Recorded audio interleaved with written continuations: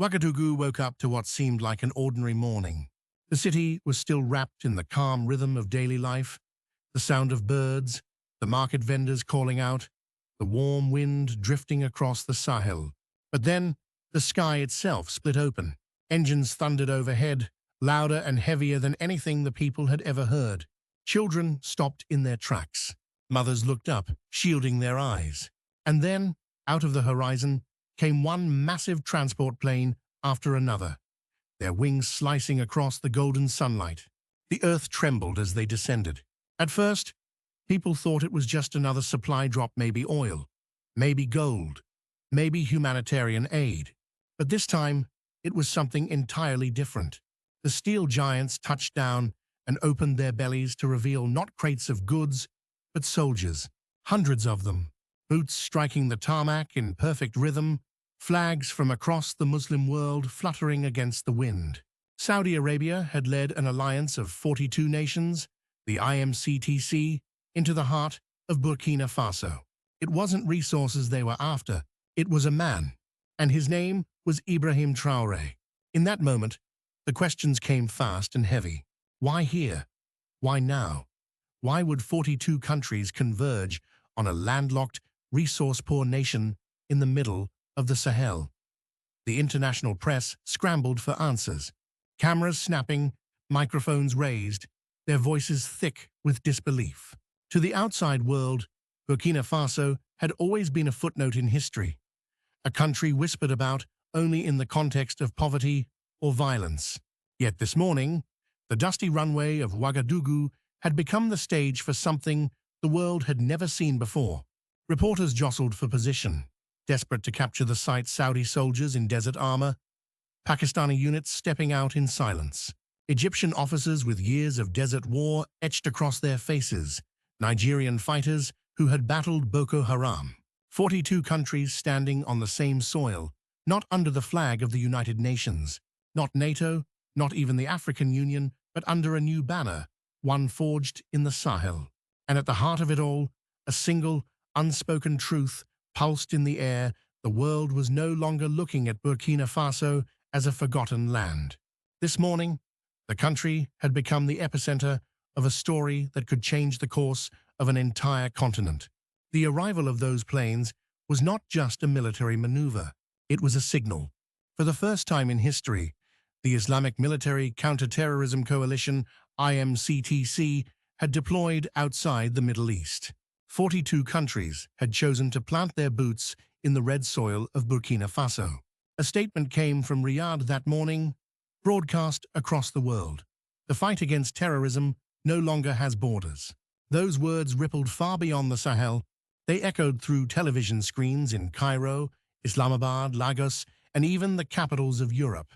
Suddenly, Ouagadougou was no longer just a city. It was a message.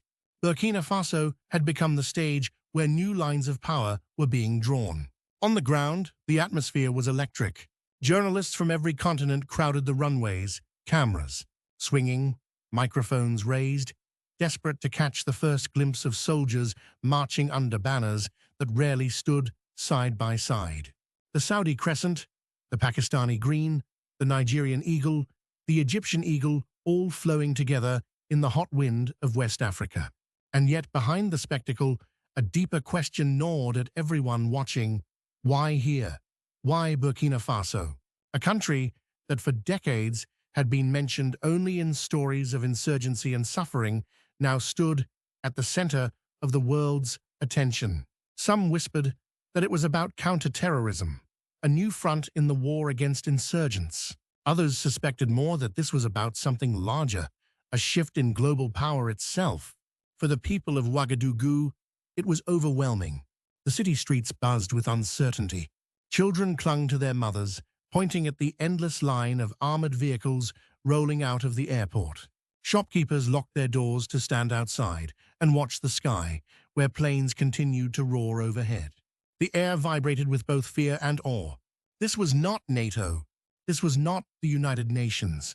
This was a new kind of coalition, led not from the West, but from the heart of the Muslim world. And the fact that it had chosen Burkina Faso, small, overlooked, and often dismissed, was enough to make even the most seasoned political analysts pause. Ouagadougou, once a quiet capital known only to those who lived there, had become the epicenter of a storm, and the world held its breath, waiting to see what would unfold next.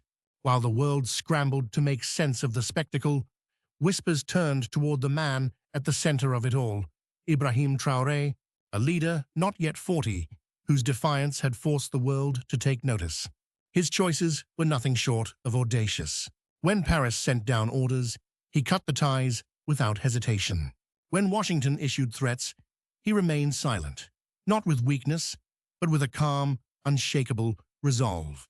And when the European Union announced sanctions, hoping to choke his government, he didn't bend, he simply turned and sought new allies. To many, it seemed reckless. To others, it was the first act of true sovereignty. Traoré was declaring that Burkina Faso would no longer be someone else's pawn. It would play its own game, on its own board. That defiance opened a door few expected. Riyadh. Saudi Arabia recognized something that others had ignored. A rising Africa didn't want strings attached, didn't want aid laced with hidden chains. What it needed most was respect and security, free of conditions. And so, the unimaginable happened. Troops from 42 nations arrived, not to replace Burkina Faso's flag, but to stand beside it. No foreign emblem flew above it. No foreign anthem drowned out the local voices. Soldiers pitched their tents under the same sky, their shadows falling next to the red, green and gold banner of the nation they had come to support. For the people, the sight was surreal. Children lined the streets to wave at convoys. Farmers paused in their fields to watch the armored vehicles roll past. For once, the soldiers did not look like rulers. They looked like companions. But outside Burkina Faso, the world was rattled. Analysts in Europe muttered about a dangerous precedent. Politicians in Washington questioned if a new kind of alliance was being born, one not controlled by the West. And in Paris, there was no mistaking the panic. "We've lost Burkina Faso," an advisor admitted in hushed tones. What Traoré had done was more than bold politics. It was a reshaping of the narrative. He had proven that even a small, resource-poor nation could turn the tables on history by daring to choose its own path. And with that choice, Burkina Faso had stepped onto a stage where every move would shake the world. The ripple effect was immediate. As the roar of jet engines still echoed over Ouagadougou, boardrooms and war rooms thousands of miles away were already in chaos. In Paris, the Élysée Palace scrambled for answers. Ministers rushed into an emergency session, their voices sharp with panic. France, the former colonial power, had always considered the Sahel its backyard. Now one advisor whispered the unthinkable, "We have lost Burkina Faso." The words hung in the air like a funeral bell. Across the Atlantic, the Pentagon was restless. Generals leaned over glowing maps, tracing the Sahel with red markers. "Is Riyadh building a new NATO on African soil?" one demanded. The question was not rhetorical. For decades, the United States had positioned itself as the cornerstone of global security. But here was an alliance 42 nations strong, moving without Washington's permission, without Washington's control. In Brussels, the mood was no better. The European Union had long clung to influence in Africa through promises of aid and training missions. But now, whispers filled the halls. If this model spreads to Mali, Niger, Chad, what will be left for us? The fear was simple.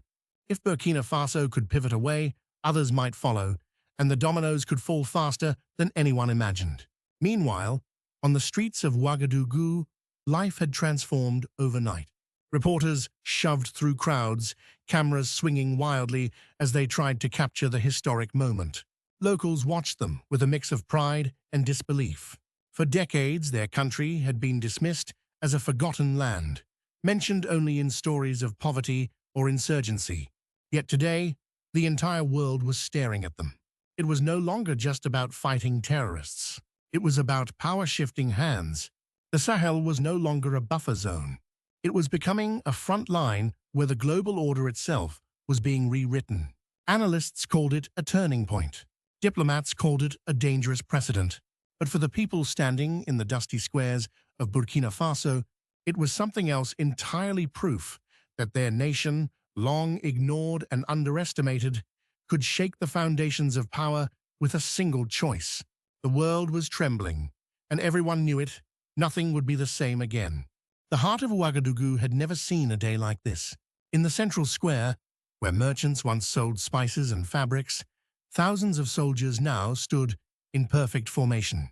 From every direction, they had marched Saudi soldiers in desert armor, Nigerian fighters hardened by battles against insurgents, Egyptian officers with the weight of Sinai etched in their eyes, Pakistani units moving in disciplined silence.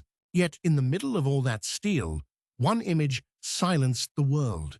Above their heads, fluttering in the hot Sahel wind, was not the flag of Saudi Arabia, not the crescent of Pakistan, not the eagle of Egypt. There was only one flag, the red, green, and gold of Burkina Faso. It hung alone, but it commanded all. The sight was shocking. 42 nations had converged, yet they had chosen to stand beneath a single banner that was not their own. Reporters gasped. Analysts scrambled for explanations. Why not Riyadh's flag? Why not the symbol of the coalition itself? They asked. The answer was simple, but revolutionary. This was not protection. This was partnership. Traoré had set the terms clearly. Burkina Faso would not bow. It would not trade its sovereignty for weapons.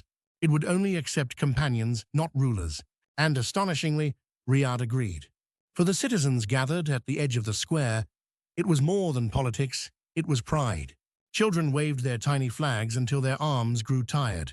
Old men, who had lived through decades of empty promises, wiped tears from their eyes. For once, they did not feel like bystanders to history. They were the ones writing it. Internationally, the symbolism was electric. Western commentators called it a nightmare scenario.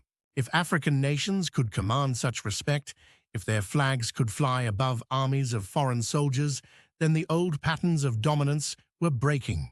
Power was no longer a one-way street. The square itself pulsed with energy, as if history were being carved into the very air. The chants began softly, then swelled into a roar, "Burkina! Burkina!" The soldiers did not shout back. They simply stood taller, their presence amplifying the message without a single word. It was in that silence that the world realized this was not just a gathering of troops. It was the birth of a new principle, a new way forward. And it was happening in the heart of the Sahel. That single flag in the central square was more than cloth on a pole. It was a declaration. A new principle had been born. Whoever wanted to be present in Africa would have to stand under an African flag. No exceptions, no conditions. The shock spread like wildfire. In Paris, commentators asked the question no one dared say aloud: is this the end of French influence in the Sahel? Retired generals warned that 60 years of carefully maintained presence could collapse in a matter of months. What colonial strategies had built in decades might vanish in weeks. In Washington, Pentagon officials whispered uneasily.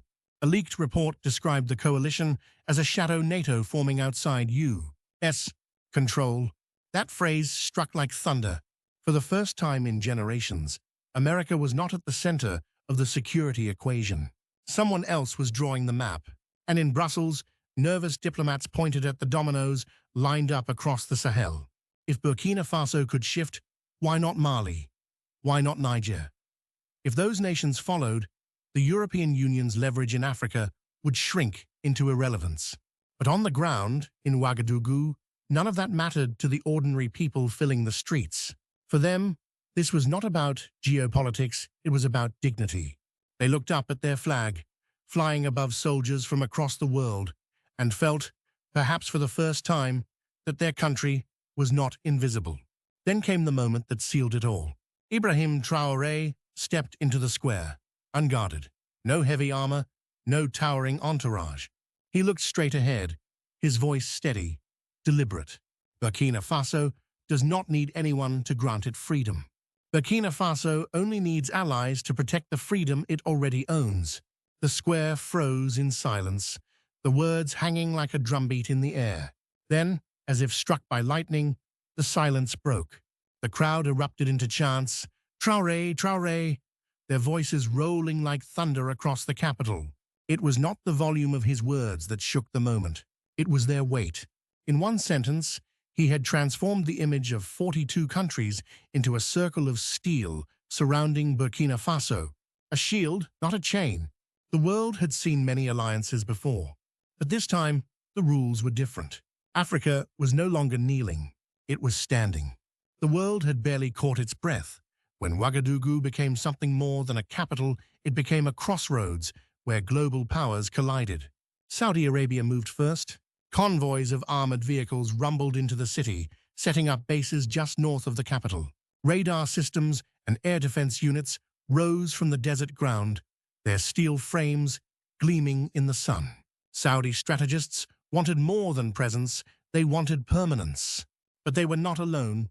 To the east, another convoy rolled in this time, bearing the unmistakable stamp of Moscow. Former Wagner trainers, now rebranded as official Russian military personnel, unpacked equipment, their flags fluttering quietly but defiantly. They were not here to share the stage, they were here to claim their piece of it. Meanwhile, China played a subtler game.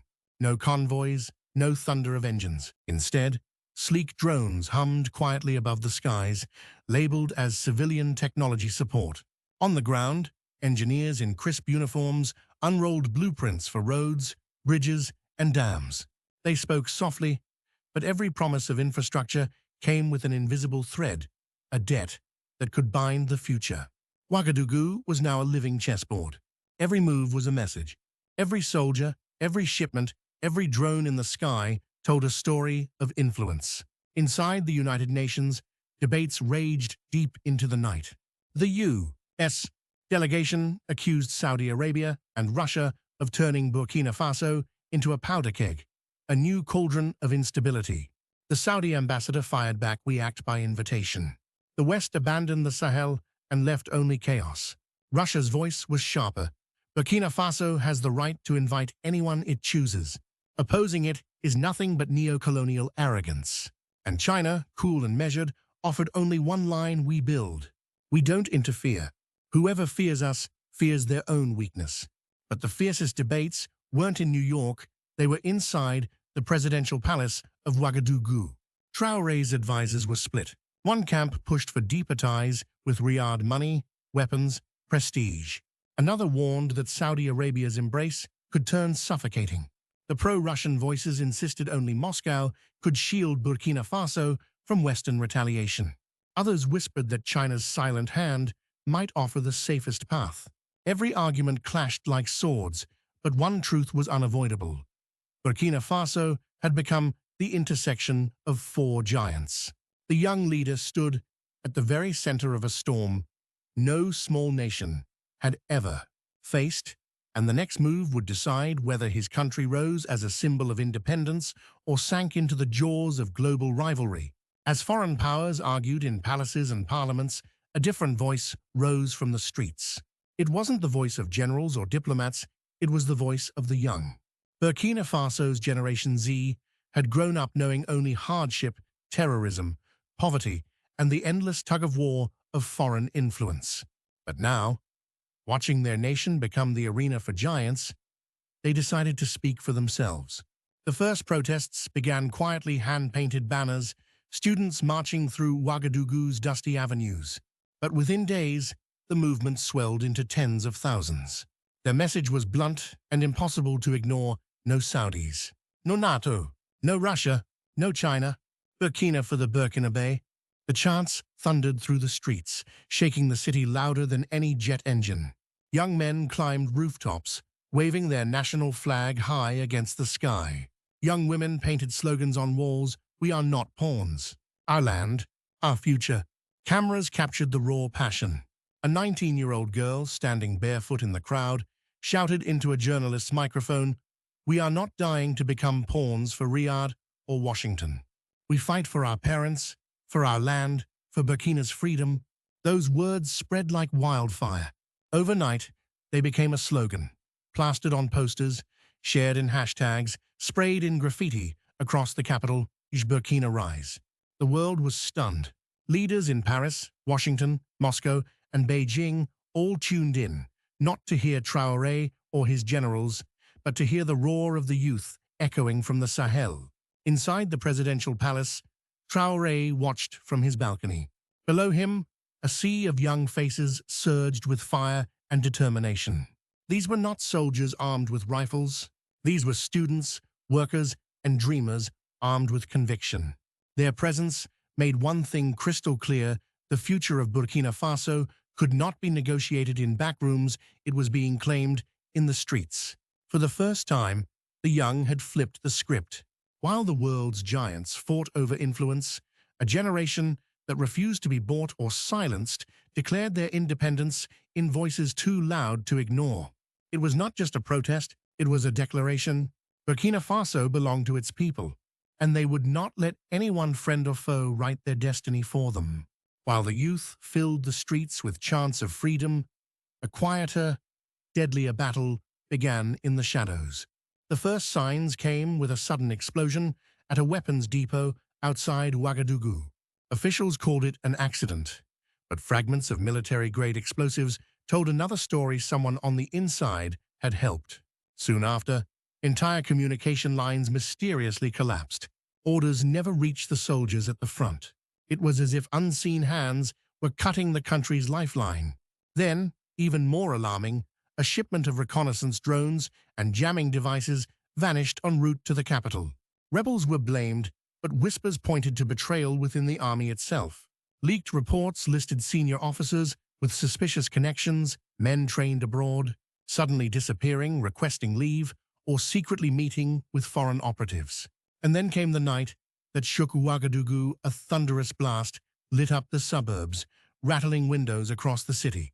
Evidence showed precision charges equipment only insiders could access. Fear turned into a single, burning question echoing in the streets: if we fight terrorists, who fights traitors? Burkina Faso now faced two wars, one at its borders, and another hidden deep within its own heart. Burkina Faso stood on a razor's edge. Outside, terrorists pushed harder. Inside, betrayal festered among generals whispering in shadows. The nation was being pulled apart. One night, Traoré stepped onto the palace balcony. Below him, thousands of young voices roared, "Burkina! Burkina!" They demanded no foreign flag, only their own. He raised his hand, and silence fell. His voice cut through the night: "I choose Burkina, and only Burkina." The crowd erupted, their thunder shaking the city. Yet behind the cheers lurked danger: silent knives, vanishing weapons, and hidden traitors. Burkina had chosen to stand, but could it survive?